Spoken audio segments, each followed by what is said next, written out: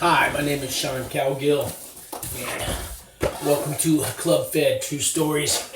This video is going to be about how I started AA meetings at the prison that I went to, which was Florence Federal Prison Camp in Florence, Colorado.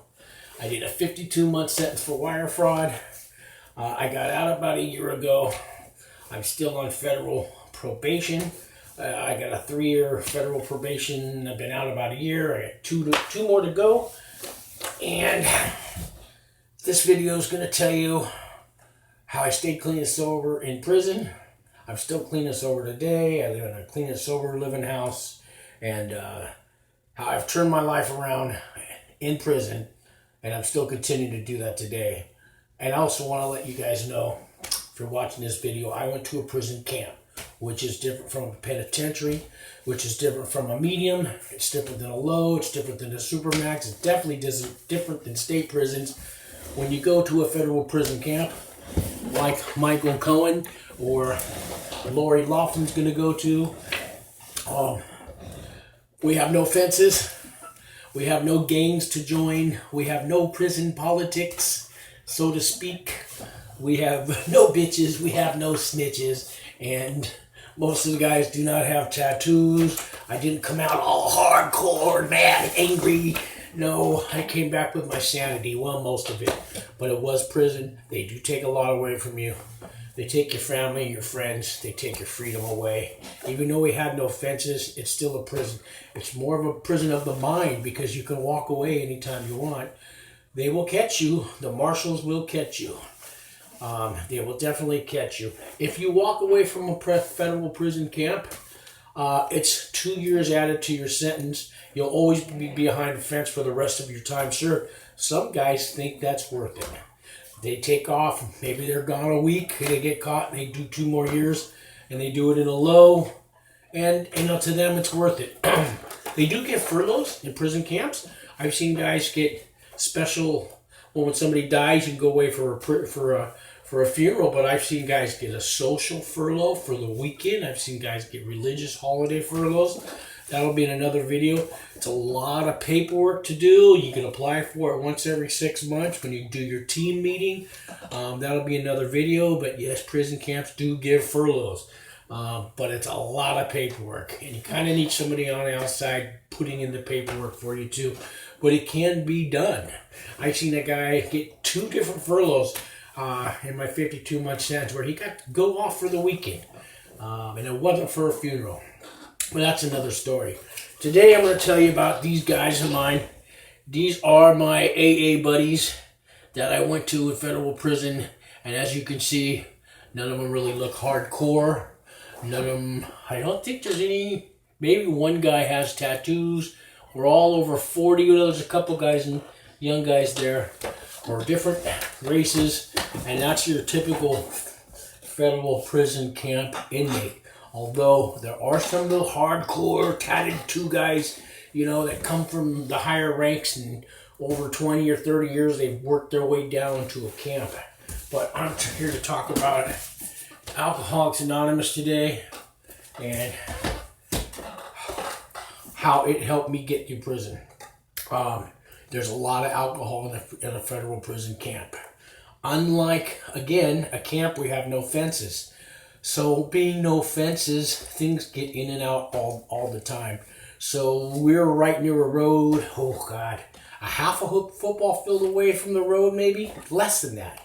And every night, people leave big, giant duffel bags on the side of the road full of alcohol, full of cigarettes, full of cell phones, all kinds of stuff. I've even seen a guy, he got Popeye's chicken delivered with alcohol and cigarettes and all that. So the paisas run those bags back and forth. If you don't know what a paisa is, that's kind of from Mexican origin. Yes, there's paisas in a camp because these paisas are American citizens, but most of their ties are from Mexico. Some of them didn't even speak English, but they run the bags back and forth. So there's a lot of alcohol in a prison camp. It goes between $80 and $120 for a fifth of Jack Daniels, Smirnoff vodka. Usually it's cheap store. It's the name brand Gordon's vodka, or, the Costco or something. But they do get Jack Daniels. They get Patron. That's a big one in there. So Patron is so popular that it goes for $80 for the bigger size bottle. The one that you would pay $40 for in a store, you can get it for $80 in a camp. If they don't know you, it's $120. Because alcohol is sold so widely, they sell a shot of Patron for $8, and that's one of these pill bottles here. So you take the cap off, and they fill it up to here, and they charge you $8 for a shot. New Year's and Christmas time, the holidays are coming up. A lot of drinking goes on in the camp. Me, I've been in and out of rehabs all my life. I've had a problem with alcohol and drugs, and I ended up in prison. So I made some bad choices. I made some bad decisions. I did false tax preparations for homeless and tweakers, and I got them all fat refunds. I took 20% of that, and government came after me, and I got thrown in prison. And let's hope I've learned my lesson. I feel I'll never do that again. But if I go back to alcohol and drugs, who knows what kind of decisions I'll make. So today I want to talk about this AA. If you don't know anything about AA, everybody's heard of AA. So when I got to this prison camp, I'd been there about 2 weeks. And I had come out of a drug rehab while I was on pretrial. And it wasn't my first drug rehab. But that allowed me to stay out in the free world while I was waiting to get sentenced. So I wanted to stay clean and sober in prison. I wanted to change my life. So I'm here to tell you can change your life too. If you're going to prison, you can use that to change your life. You can work on yourself while you're there. Now, I was in RDAP, that's a 9-month drug program. I was in a non-residential drug program, a drug education class, and none of that's 12 steps. AA uses the 12 steps of recovery, and it's recommended those 12 steps work for a lot of things. Gamblers Anonymous, there's Overeaters Anonymous. A lot of groups use the 12 steps. So when I got to Florence Prison, there was no AA meetings going on. I saw a old flyer sitting in a church chapel that said there was a 7 a.m. Sunday morning AA meeting, and I showed up for it, and there was a different group in there. I think it was the Jewish, there was a Jewish church group in there, and I got there early, like 6:45 a.m., and I said, is this where the AA meeting is going to be? They said, AA meeting? One guy said, oh, they haven't had one of those here in like 8 or 9 years, 10 years. So I said, there's no AA meetings here? They said, no. I said, well, there's a flyer on the bulletin board. They go, they never changed those. That's been there for years. So I started asking around some of the prison guards and asked, why is there no AA meetings? And they said, well, you got to talk to the warden, the associate warden. So I came up with this idea because I had started some AA meetings before in my past in recovery, and I thought, they've had them here before. Why can't I start one here? Well, I need to get permission. So I went and talked to the associate warden, and I went in her office, and I remember waiting to go in her office.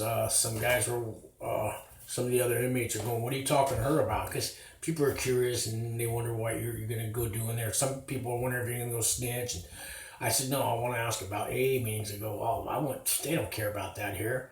And I said, she's a bitch. Don't go in there, Sean. Well, I went in there and I talked to her, and she said, can I help you? And I said, yeah, I'm here to ask you why there's no AA meetings here. She said, well, they had them years ago, but, I don't know what happened. They just fell out. They lost interest. And I said, well, what would it take to start up a new meeting? She goes, why, are you interested in doing that? I said, yeah, I'd be willing to write some letters to some of my AA friends, and there's some addresses in the big book of Alcoholics Anonymous. They got addresses listed on the back of the book. There's right here, Alcoholics Anonymous World Services, P.O. Box 459, Grand Central Station, New York, 10163. And I told her if I can get some books and stuff sent in here, would you let me start some meetings? She says, I'm all for it. I will back you 100%. I think she was a member, or at least she had family or friends that were members. And sure enough, she did. So I got to writing. I wrote that address. I also wrote Narcotics Anonymous. I never heard nothing back from those guys. But some of my outside friends were in AA. I wrote them letters to give me addresses of people in AA to write to get books and literature sent in so I could start a meeting. And I got an address for Colorado Springs AA, which was the closest one. And I got a letter back from New York saying they're sending me some literature and some books. And within 2 weeks, a big box came. This one for us from Alcoholics Anonymous, H&I, which stands for Hospitals and Institutions from Colorado Springs. And this box was so big that it doesn't go through the normal mail. It got sent to the warden's office, and the warden called me in, our associate warden. It was a lady, I can't remember her name. Real nice associate warden. I ended up getting along really good with her, and she helped me out through a lot of things with this AA. So she calls me in there and she says, there's a box from AA here. Let's open it up. Open it up, full of books, literature, all the AA pamphlets. There was a bag of sobriety chips. And she says, yeah, I'll let you even keep these. She says, so looks like you got enough stuff here to start a meeting. I said, yeah. She says, well, what do you need? I need a place to do it at. I need you to give me a time. And she goes, can you get enough people to show up? I go, well, I've been putting the word out, and I know a few guys that'll come. And she goes, that's all we need. I said, can you make me up some flyers? So she said, flyers? I go, yeah, I want to put a flyer. So she gave me Wednesday mornings at 9 a.m. In the visitor's room. And that's a big, giant room that holds 100 or more people. And this room was empty in the mornings. So she said, I'll give you 9 a.m. Wednesday. So she made me up a flyer. It said, Alcoholics Anonymous meeting starting on Wednesday. I think the first meeting was July 1st of 2017, 9 a.m., visitor's room, and all are welcome. And so she printed me up like 10 of these flyers. Now we have 2 different buildings that people live in. I put them up there. I put them up at the cafeteria. I put them up in the rec room. I put them up in the gym. I put them up in the law library. I put them up in the church. I put them up all over the camp. And another week later, a box from New York, from the AA in New York, came with more books and more literature and more starter, they call them starter kits. And it's all your readings and stuff printed out that people read for the AA meetings, like how it works and the 12 traditions. And there's everything you need to start a meeting. So now I got 2 boxes. And I'm going around and I'm talking to all the guys in the camp. And I found 3 or 4 or 5 guys that said they wanted to come. Most of the guys that I talked to had been in AA before, had fucked up their life like I did. Now we're in prison, and it's never too late to start again, to start fresh.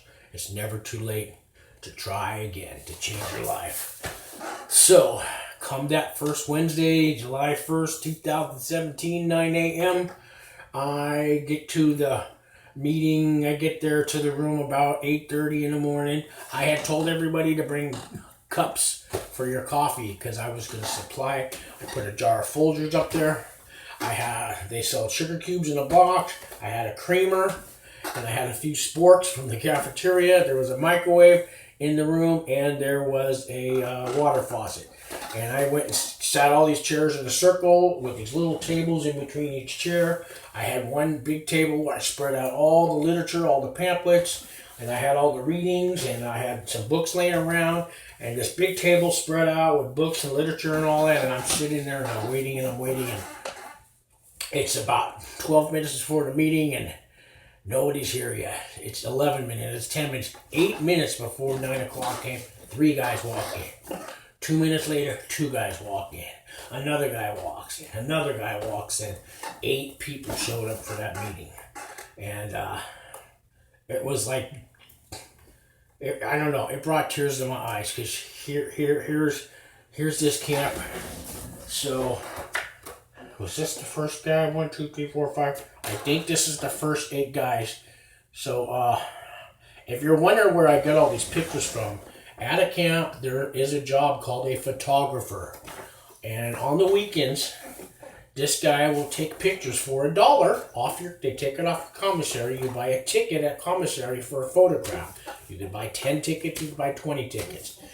And this photographer is outside the library and he will take pictures of you and your crew. He will take pictures of just you and one friend. He also goes in the visitors room on the weekends and take pictures of people with their visitors. They do all kinds of group photos. And that's where I get all these from. So later on, all these guys showed up for the big meetings. So that's about maybe 12, 14 guys we had at the most. So the first meeting, we decided to, so I asked the guys, can I be the secretary? And if you don't know what that is, that's a facilitator. Now out in California, we use the term secretary, and that's the person who kind of facilitates the meeting. There are no leaders in AA. We are not trusted servants. We do not govern. That's one of our mottos. But all I did was pass out the readings and start the meeting, and then the rest is on to everybody else. Well, I asked them if I could be the secretary, and they said, yeah. And this is a 6-month commitment. After 6 months, I passed it on to somebody else. So along with some of those boxes of books, I got a couple letters from Pueblo, Colorado, Alcoholics Anonymous, and they sent a couple people out once in a while to come and be guest speakers at our meeting. But most of the time, it was just us guys. And what we would do in our meetings is we would each, once a month, one of us would share our story, whether we got 5 years clean and sober or we got 5 hours clean and sober. The next meeting, the next week, we would read a story out of the big book. Then we would pick one week and we would read the literature. And then we would just have one meeting with just an open topic. And so every week it would change. And these guys started to become my friends. These guys ended up being like a support group that I could count on. In federal prison camps, like I said, there is so much alcohol available, you would be surprised. So you would think in prison, who wants to go to AA? I did. I've had enough. I'm 56 years old, right?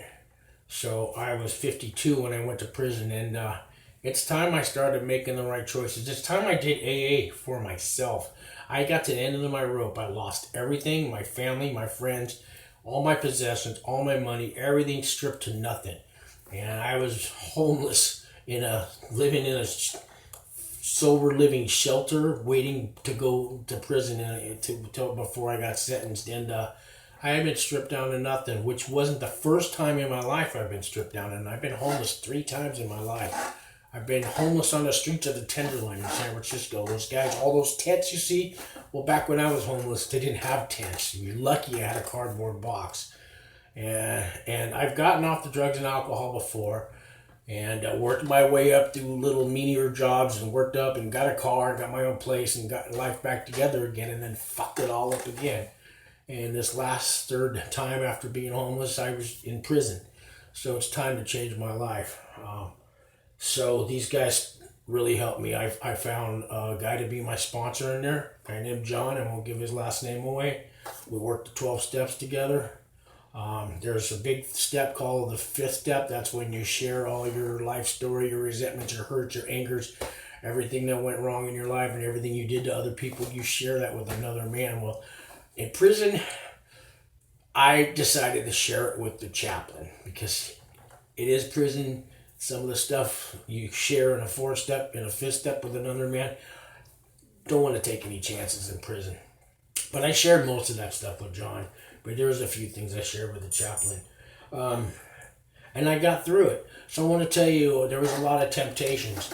I remember one Christmas Eve, I was in the RDAP building by now, and I just started the RDAP program.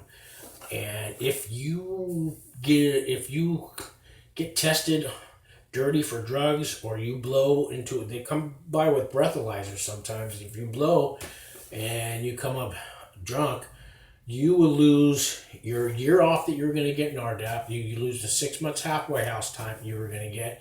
You will also lose all your good time. In my case, that was 8 months. And you will get thrown into the shoe. So if I got caught drinking or using, I could do another 1.5 years in prison. And sometimes there's more consequences that I could get shipped to a low. I'd no longer be at a camp. So there was consequences, and there's always consequences. But this particular Christmas Eve, a lot of alcohol came into the camp, and a bunch of my neighbors, a couple cubicles down, were having a party, and they called me over. One of my friends comes over, and he goes, "Hey, Jose's buying everybody drinks. He's buying everybody shots. Come here, Sean." I walked over there. He's got a bottle of Patron, a big bottle of silver Patron, and he's got these pill bottles, and he's got like 8 of them all empty, and he's pouring them up, and he's going, "I'm buying everybody free drinks." He's going, "We're going to do the first one. I'm giving everybody a free drink, and after that, it's $8 a shot, but Sean, Mr. AA, he's already drunk. Hey, Mr. AA, he's a Mexican guy. Mr. AA, man, let me buy you a drink, man. Let me buy you a drink, man. Patron, man. It's good for you. It's free, man. No problem." And I'm going, oh, God, I'm in prison. It's Christmas Eve. And I'm getting offered a free drink. Why not? And something inside of me said, because it's time I changed. It's time I made the right choice. It's time I said no for myself. I got nobody else to let down but myself. Before, I was letting down my employers, my family, my friends. Everybody I knew I'd always let down. Well, now I was only going to let down myself. And I had the AA meeting that I had to go to, and I didn't want to go back to the meeting and raise my hand as a newcomer. So I said no. I said thank you, and I said no, and I walked away. And as I walked away, another guy from AA had been watching the whole thing from the end of the hall, and he looked at me and he said, "I'm proud of you, man." He said, "I'm proud of you." His name was Joe. And I said, "You know what? I'm proud of me too. I made the right choice." And so I didn't have to drink that day. And that following Wednesday, I got to go to my AA meeting and tell the guys what happened. 3 guys showed up and raised their hands as newcomers. So that newcomer, that means they drank, right? And they got fucked up. So we had a lot of people raising their hand as newcomers all throughout. A lot of alcohol in that prison camp. If you're in a penitentiary and all that, these stories don't even relate to you. You guys have to make your own Pruno and your wine and stuff. You guys don't have bottles of Jack Daniels at your beck and calling for $8 a shot. I couldn't get a shot of Patron for $8 in the bar. They want $10 at the bar here, so it was cheaper in prison for a shot of Patron. But I just want to tell you guys that I still go to AA now. I live in a clean and sober place, and I'm out in Mountain View, California, and AA saved my life. But the members of AA who sent me all those books, and members of AA who wrote me letters while I was in there, friends of mine that I knew while I was on pretrial that I made in AA are still in my life today. They were waiting for me to get out of prison. They held me a seat at the meetings. Most of them are on Zoom now, but you guys can get through prison. If you're going to a camp or a low, find the AA meetings. If there's not one there, I just told you how to start one and start a meeting. My 2 weeks into prison, I started meetings. Like 2 weeks into a prison, I didn't know anybody, and I started those meetings. And today, those meetings still go on, although now they're on lockdown. So my buddy John's still there. He says they're letting people out there go walk the track and things like that. And there's a table out by the road. And he goes, a bunch of us meet, and we have our little meeting outside on the table. But when things get all opened up again so they can meet inside a building, he says, we're going to keep that meeting going, Sean. So, if you're watching this video, please subscribe, hit the like button. You just know that, your life's not over if you're going to prison. Especially if you're going to a camp or a low, you're not going to get beat up. You're not going to be turned into a bitch. And you're not going to come out of there a worse person than you were when you went in. You don't have to. That choice is up to you. Thank you for watching.